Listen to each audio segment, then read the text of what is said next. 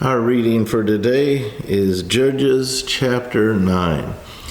Just so we kind of understand what's going on here, I want to comment on some things that happened at the end of Judges chapter 8. So Gideon did a lot of great things for the Lord. He dies towards the end of chapter 8. And it says, towards the end of chapter 8, starting in verse 22, because of Gideon's success, Israel wanted him to rule over all of Israel. And he didn't want to. He said, no, God is our king. You don't need a human king, which sounded great.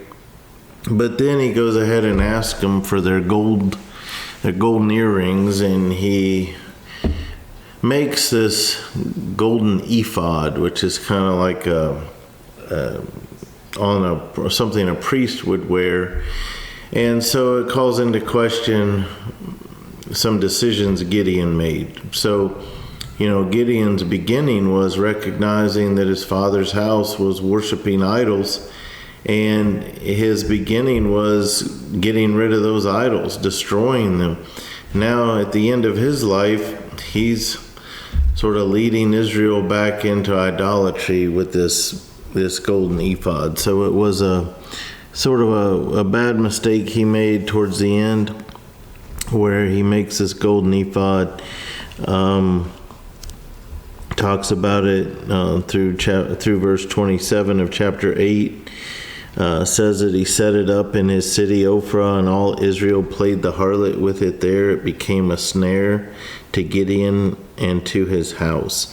So, at the end and it says the country was quiet for 40 years in the days of Gideon. So with all the great things that Gideon did, he makes that mistake. Israel goes back into idolatry towards the last 40 years of his life, and he kind of loses a lot of the respect that he had. And it mentions in verse 30, this is why it's important to kind of understand what's happening here before we go into chapter 9. It said that Gideon had 70 sons who were his own offspring, for he had many wives. So this is another bad decision that Gideon made, was to have multiple wives and many wives with many children, and 70 sons. And his concubine, who was in Shechem, also bore him a son whose name he called Abimelech. So he has all these kids, and then one of them he has with a non-Hebrew who's in Shechem, who lived a few miles away. Now Gideon, the son of Joash, died at a good old age in verse 32 of chapter 8.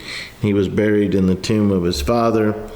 So it was, as soon as Gideon was dead, the children of Israel again played the harlot with the Baals and made Baal Berith their god. So after all this time, after all they've seen, Israel keeps repeating the idolatrous acts, and said in verse 34, the children of Israel did not remember the Lord their God, who had delivered them from the hands of all their enemies on every side, nor did they show kindness to the house of Jerubbaal or Gideon, in accordance with the good he had done for Israel. So that's how it ends. In chapter 8, Gideon's dead. He's got 70 sons. And remember, the one of the concubine in Shechem, the son named Abimelech, because he's the main character now as we go into chapter 9. Then Abimelech, the son of Jerubbaal, which is another name for Gideon, went to Shechem to his mother's brothers. This would be to his uncles. And he spoke with them and with all the family of the house of his mother's father, saying, please speak in the hearing of all the men of Shechem, which is better for you, that all 70 of the sons of Jerubbaal or Gideon reign over you, or that one reign over you? Remember that I am your own flesh and bone. So he's being sort of conniving, manipulating here.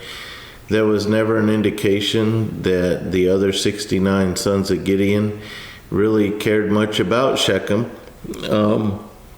or had any desire to go in and change things there or rule over them. But he sort of instills fear in his own people to say, hey, why don't you just make me your leader and follow me? And that way, at least I'm one of you. So he's sort of being manipulative. And his mother's brothers spoke all these words concerning him in the hearing of all the men of Shechem. And their heart was inclined to follow Abimelech, for they said, he is our brother. So they gave him 70 shekels of silver from the temple of Baal-berith, with which Abimelech hired worthless and reckless men, and they followed him. So he puts together his own little gang here. Then he went to his father's house at Ophrah and killed his brothers, the 70 sons of Jerubbaal, on one stone. But Jotham, the youngest son of Jerubbaal, was left because he hid himself. So he goes to kill all his brothers, all the sons of Gideon, and he succeeds in killing all of them but one, Jotham, who escaped because he hid. And all the men of Shechem gathered together, all of Beth Millo, and they went and made Abimelech king beside the terebinth tree at the pillar that was in Shechem. Now when they told Jotham, he went and stood on top of Mount Gerizim and lifted his voice and cried out. So the one son that escaped goes and stands on a mountain and starts to speak. And he said to them, listen to me, you men of Shechem, that God may listen to you. The trees once went forth to anoint a king over them, and they said to the olive tree, reign over us. But the olive tree said to them, should I cease giving my oil, with which they honor God and men, and go to sway over trees? Then the trees said to the fig tree, you come and reign over us. But the fig tree said to them, should I cease my sweetness and my good fruit, and go to sway over trees?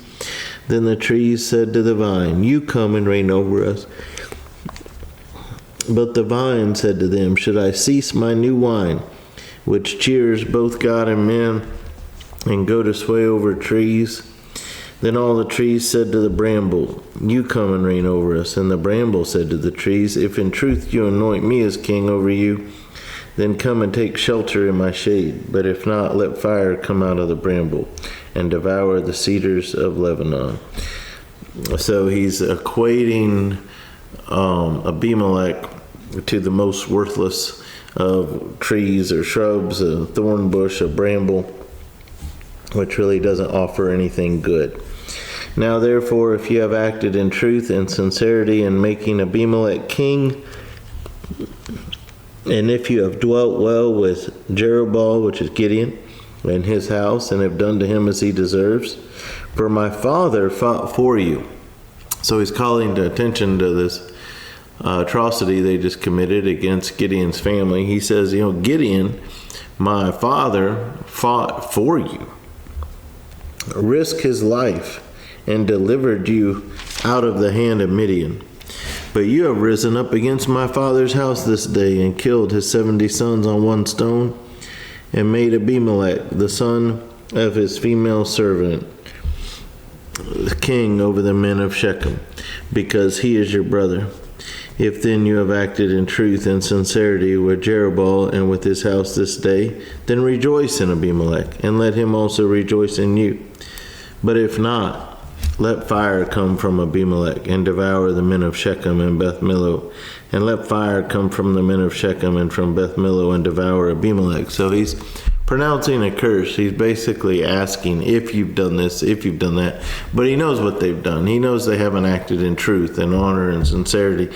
So he's basically pronouncing a curse on them, or prophesying sort of that you're going to self-destruct. This isn't going to end well. And Jotham ran away and fled. That's understandable. They already tried to kill him, and the only reason he's alive is because he hid. So he goes ahead and makes this proclamation where they can hear him but can't get to him fast enough, and then he takes off.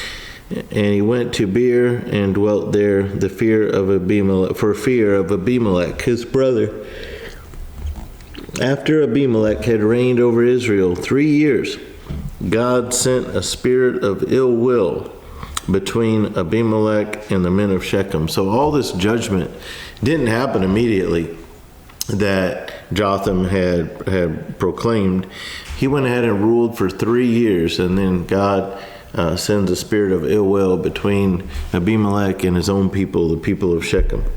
And the men of Shechem dealt treacherously with Abimelech, that the crime done to the 70 sons of Jerubbaal might be settled, and their blood be laid on Abimelech their brother, who killed them, and on the men of Shechem, who aided him in the killing of his brothers.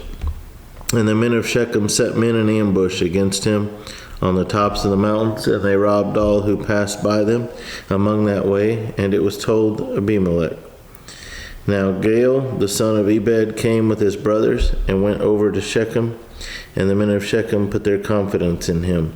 So they went out into the fields, and gathered grapes from their vineyards, and trod them, and made merry. And they went into the house of their God, and ate and drank, and cursed Abimelech. Then Gaal, the son of Ebed, said, Who is Abimelech, and who is Shechem, that we should serve him? Is he not the son of Jerubbaal, and is not Zabul his officer? Serve the men of Hamor, the father of Shechem. But why should we serve him? If only this people were under my authority, then I would remove Abimelech. So he said to Abimelech, Increase your army and come out. When Zebul, the ruler of the city, heard the words of Gaal, son of Ebed, his anger was aroused.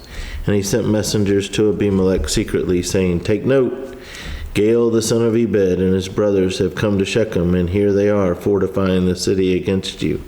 Now therefore get up by night, you and the people who are with you, and lie in wait in the field.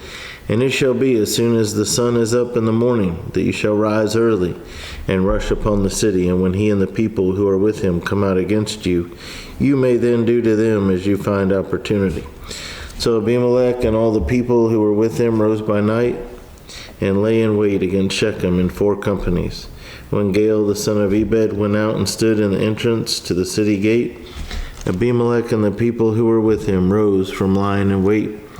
And when Gaal saw the people, he said to Zebul, Look, people are coming down from the tops of the mountains. But Zebul said to him, You see the shadows of the mountains, as if they were men. So Gaal spoke again and said, See, people are coming down from the center of the land, and another company is coming from the diviner's terebinth tree. Then Zebul said to him, Where indeed is your mouth now with which you said, Who is Abimelech, that we should serve him? Are not these the people whom you despised? Go out, if you will, and fight with them now. So Gaal went out, leading the men to Shechem, and fought with Abimelech. And Abimelech chased him, and he fled from him, and many fell wounded to the very entrance of the gate. Then Abimelech dwelt at Aramah, and Zebul drove out Gaal and his brothers, so that they would not dwell in Shechem. And it came about on the next day that the people went out into the field, and they told Abimelech. So he took his people, divided them in 3 companies, and lay in wait in the field. And he looked, and there were the people coming out of the city, and he rose against them and attacked them. Then Abimelech and the company that was with him rushed forward and stood at the entrance of the gate of the city, and the other 2 companies rushed upon all who were in the fields and killed them. So Abimelech fought against the city all that day. He took the city and killed the people who were in it, and he demolished the city and sowed it with salt. Now when all the men of the tower of Shechem had heard that, they entered the stronghold of the temple of the god Berith. And it was told Abimelech that all the men of the tower of Shechem were gathered together. Then Abimelech went up to Mount Zalmon, he and all the people who were with him. And Abimelech took an axe in his hand, and cut down a bow from the trees, and took it and laid it on his shoulder. Then he said to the people who were with him, What you have seen me do, make haste, and do as I have done. So each of the people likewise cut down his own bow, and followed Abimelech, put them against the stronghold, and set the stronghold on fire above them, so that all the people of the tower of Shechem died, about 1,000 men and women. Then Abimelech went to Thebez, and he encamped against Thebez and took it. But there was a strong tower in the city, and all the men and women, all the people of the city fled there, and shut themselves in. Then they went up to the top of the tower. So Abimelech came as far as the tower and fought against it, and he drew near the door of the tower to burn it with fire. But a certain woman dropped an upper millstone on Abimelech's head and crushed his skull. Then he called quickly to the young man, his armor-bearer, and said to him, "Draw your sword and kill me, lest men say of me, 'A woman killed him.'" So his young man thrust him through, and he died.